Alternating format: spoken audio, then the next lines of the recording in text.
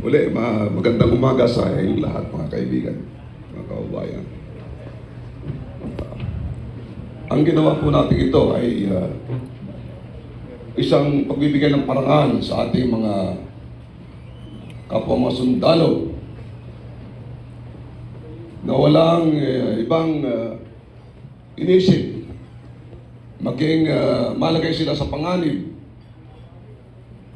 Wala silang ini-expect na gantimpala o kapalit. Sila ay lumabas para isiwalat ang buong katotohanan sa nangyayari sa ating bayan. Malaki ang kapalit nito sa kanilang seguridad. Kaya nga wala sila ngayon dito dahil inaalagaan din natin ang kanilang physical security. Maging ganun pa man, dito natin nakikita ang isang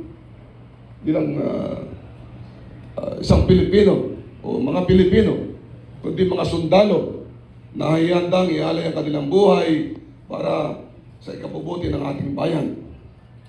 Marami nagsasabi sa kanila na sila raw ay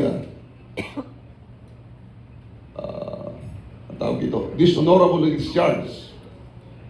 Pero hindi po yun ang issue.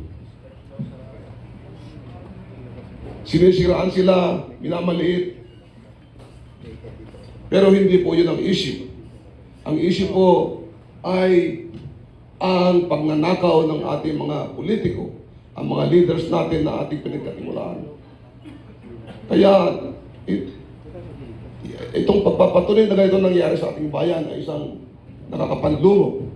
Dahil kung sino pa yung sasabi ng totoo, katotohanan, sila pala yung inakusahan, sila pa yung inaalipusta, sila pa yung tinitreaten.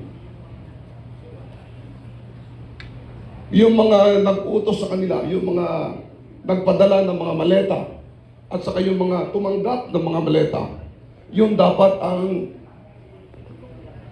kinakasuhan, yung dapat ang inaalipusta natin, yung dapat ang kinukulong.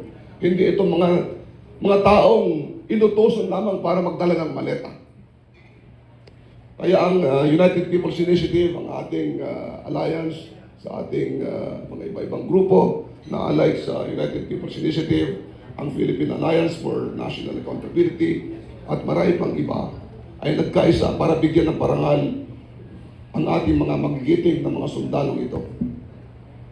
So unfortunately, sabi ko nga po, wala sila dito ngayon, maging ganun pa man, ang maraming mga retired, hindi lamang sa armed forces, hindi lamang mga sundaluhan, pati na ating kapulisan, pati na yung ating mga Coast Guard, yung ating mga DJNP, yung Bureau of Fire Protection, yung ating mga kaibigan, mga Muslim warriors, brothers, from the Bangsamoro, ang ating mga kaibigan at kapatid na Muslim, from the Moro National Liberation Front of MNLF, at saka yung mga Moro Islamic Liberation Front, kung saan sila mismo ay nagpakita ng pagkilala, pagpaparangal dito sa mga sundalong mga naglahad nito mga kalokohan sa ating bayan.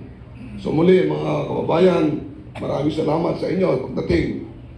At i-announce na lang po natin kung kailan po natin gaganapin yung aktual na nandito sila. Meron ditong representative ng ating Bangsamoro, Dato Alan, baka pwedeng magbigay ng konting pananalita ng ating kaibigan sa Bangsamoro. Yan lamang po. Thank you. Good morning. Dato.